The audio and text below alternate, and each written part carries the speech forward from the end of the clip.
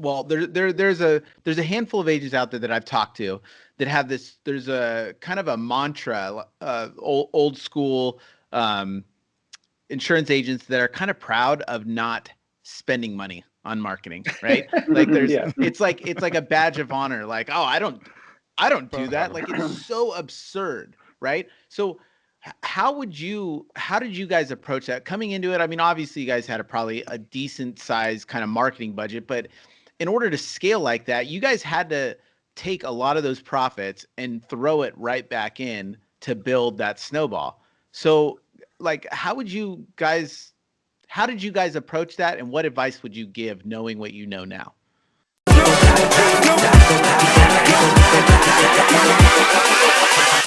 Hold up.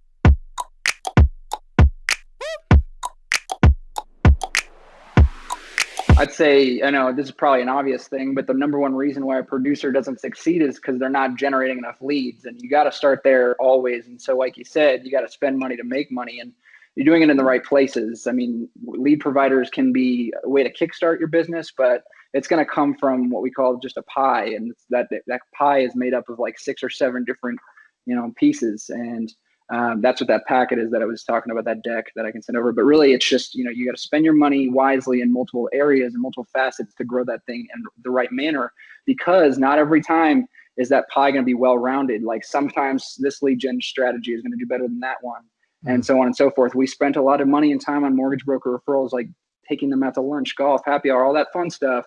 Do that for the first few months. You're going to just breed really quality referral partners, and that's going to be kind of your bread and butter, if you will. So that's really where we started, and we spent a lot of money on that side. I mean, we had a dedicated person or two that was generating leads just for the agency. And then from there, they were teaching the individual producers that are building their own book of business to do the same thing. So that's kind of where that started.